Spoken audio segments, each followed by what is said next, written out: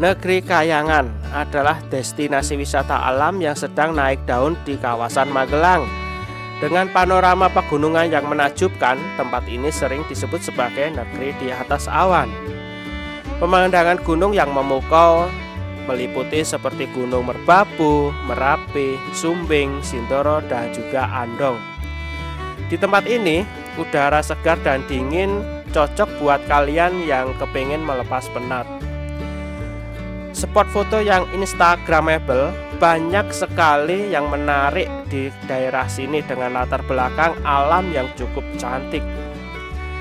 Trekkingnya cukup ringan banget ya guys. Kita suka hiking, ada beberapa jalur trekking ringan yang bisa kamu coba di kawasan sini. Tips berkunjung ke wilayah sini, datanglah di pagi hari ya, sebelum jam 8 pagi. Jangan lupa bawa jaket karena suasana di pegunungan ini cukup lumayan dingin guys.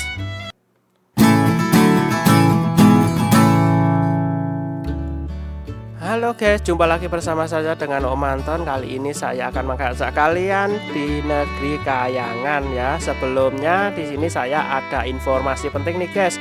Buat kalian yang mau wisata ke Jogja dan butuh sewa mobil, penginapan, city tour, paket wisata dan lain-lain, kalian bisa menghubungi tim Pak Dokter Tour and Travel di nomor WA 089393987000. Dan di sini saya sudah buktikan loh guys, pelayanannya cukup bagus sekali, cukup ramah bersama Dokter Tour and Travel. Kendaraannya nyaman hingga harganya juga paling murah di antara yang lain. Mari bagi kalian yang berminat wisata ke Jogja, segera hubungi Dokter Tour and Travel. Nomor WA-nya ada di layar ini ya guys. Mungkin belum banyak kalian yang tahu tentang destinasi wisata di Kabupaten Magelang ini ya. Destinasi yang berlokasi di Dusun Surodadi, Desa Wonolela, Kecamatan Sawangan ini sudah mulai menjadi idola baru bagi pengunjung wisatawan.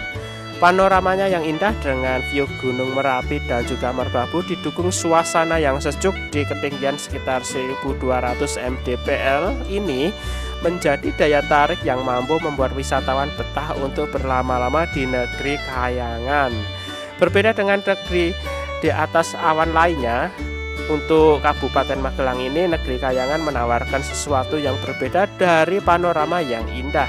Pegunungan di negeri Kahyangan seolah-olah diajak untuk berwisata ke negeri dongeng di atas awan ya tentunya.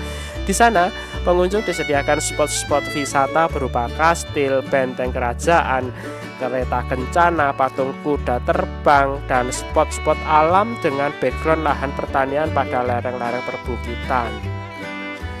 Sejak awal ditetapkan sebagai hari jadi negeri Kahyangan 18 Oktober 2021, negeri Kahyangan sudah mengalami kemajuan yang cukup luar biasa.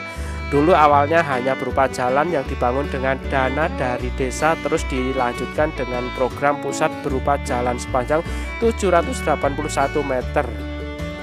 Nah sekarang ya guys, kalau kalian kepengen tahu lebih lanjut, kami mewawancarai pengelola dari negeri Kahyangan ini dengan Bapak Supri ya guys. Mari kita simak. Yang dulunya tol Kahyangan, tapi dengan seiring jalannya waktu kita ganti negeri Kahyangan. Oh gitu, kenapa Ya. Pak ya? Nah jadi awal mulai itu kan saya dapat program dari pusat, Dewan Pusat, kasih bantuan 300 juta, saya bangunkan jalan ini 1000 meter dengan luas 3 meter. Karena kita orang dusun, orang desa yang mungkin jalan sebelumnya rusak, sudah dibangun seperti itu, seakan-akan kita punya tol, maka kita kasih nama tol Kahyangan karena kita di ketinggian.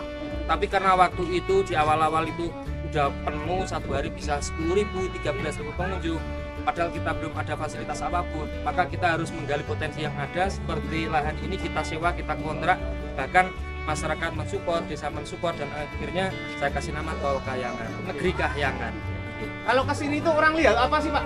Pertama yang kita sukakan adalah alam dan udara segar. Di sisi lain kita juga ada spot-spot, karena brandnya adalah Kahyangan, maka kita bangun spot-spot seperti kereta kencana, seperti belakang saya, ada kastil, ada gapura, ada patung kuda Sembrani dan sebagainya. Kalau mau ke sini Pak, ini dari mana? Kalau misalnya dari Jogja mau ke sini, ini caranya bagaimana Pak? Dan berapa menit atau berapa kilometer? Untungnya wisata negeri Kayangan karena kita di antara Jogja, di antara Magelang, Boyolali, Salatiga, jadi kita sangat strategis. Jadi Jogja itu lewat Muntilan, nanti arah Muntilan naik jalan Magelang Boyolali. Nah setelah ambil jalan Magelang Boyolali nanti ada Ketepas, wisata yang mungkin viral juga, itu kurang lebih sekitar 4 kilo dari Ketepas arah Selong Boyolali. Nah dari situ nanti langsung ambil ada Gapura Tol Kayangan masuk di situ sampai negeri Kayangan. Oke. Kalau untuk biaya Pak, tiket masuk berapa? Dan kalau nanti masuk ada ditarik lagi nggak untuk spot selfie-nya? HTM sangat murah di negeri Kayangan karena dengan area luas seperti ini disuguhkan pemandangan spot. HTM masuk cuma 10.500 di weekday, di weekend 13.000. Tapi di sini ada satu spot Istana Negeri Kayangan ini baik weekend weekday 10.000. Oke. Jadi cuma itu bayarnya Pak ya? Cuma itu aja. Jadi nanti ketika mau video booth, nah itu tergantung. Tapi itu bisa juga digunakan dan bayar 15.000 dalam durasi 1 menit untuk video 360 derajat itu. Saya lihat tadi ada Jeep sama Terano ya, itu pengelolaannya sama dan berapa biayanya Pak? Ya itu untuk Jeep sama pengelolanya ini kan secara pengelolaan BUMDes dan saya sebagai direkturnya wisata negeri Kayangan, dan kita ada beberapa jasa seperti Jeep, seperti shuttle. Jadi ketika pengunjung baik dari Jogja, Magelang, luar kota naik ke sini itu pakai bis besar atau bis medium, itu nanti bisa kita layani dengan menggunakan shuttle. Dan Jeep juga nanti start dari Kayangan bisa telusur kampung dengan wisata Gedung Kayang, paket wisata di daerah sini. Untuk harga itu tergantung rute atau trip yang dipilih. Minimal 450 sampai harga 750, kapasitas 4 orang. Ada yang mau tanya lagi nggak? Silakan. Pak, ini kenapa bangunannya dipilih kastil, model kastil? Ya, yang pertama tadi saya sampaikan Pak, dulu Tol Kayangan, terus saya ganti Negeri Kayangan, terus saya bangun kastil, finishing pakai batu Merapi karena yang kita jual adalah pemandangan, dan kita dikelilingi ada 6 gunung seperti Merapi lah yang sangat menarik, maka kita finishing pun pakai batuan Merapi. Kastil karena Kayangan, patung kuda Sembrani seperti Istana Kayangan itu ada kereta Kentana. Narasi kita ketika naik ke Kayangan, naiknya kereta Kentana, kastil adalah persinggahannya. Jadi konsep Kayangan itu ya? Jadi, Iya. Negeri dongeng. Ya, bisa dikatakan juga negeri dongeng. Oke. Ada lagi yang mau tanya silakan. Gini Pak, nah awalnya dulu kan kayaknya kalau yang berkembang di sini kan yang jembatan itu yang Ya, awal ini, mulanya. ya, Iya, awalnya dulu waktu saya kesini kan kondisinya masih yang di sana yang paling viral gitu. Iya.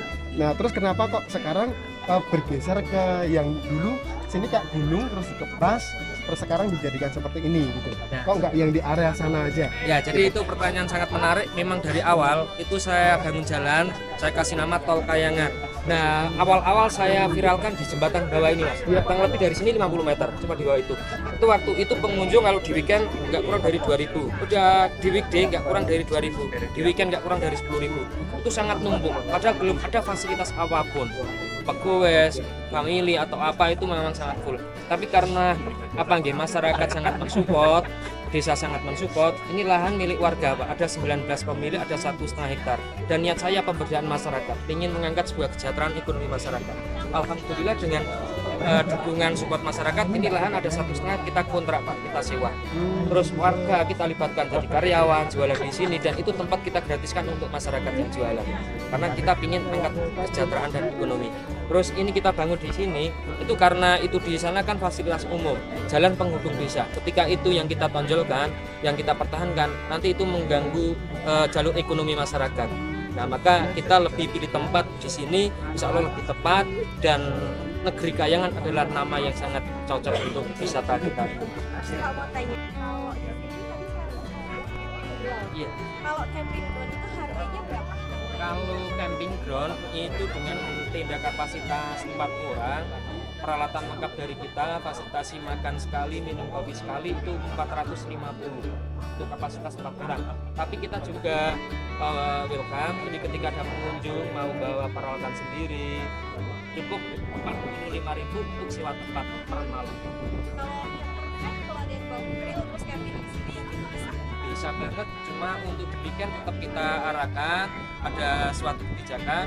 Kalau di weekday kita bebaskan sampai jam berapa monggo, tapi kalau di weekend atau hari libur kita batasi jam 7 pagi tenda atau mobil harus sudah cabut dari sini untuk yang khusus camping, karena kasihan juga pengunjung dari jauh masuk ke sini karena nanti apa gitu terlalu padat juga kasihan. Ada biaya tambahan ya untuk camper van? Sama, jadi untuk camper van itu 45.000 per tenda itu tadi, per mobil. Ya tambahannya ya ATM masuk sama kalau mau jajan ya jajan itu. Pak, ini untuk pengembangan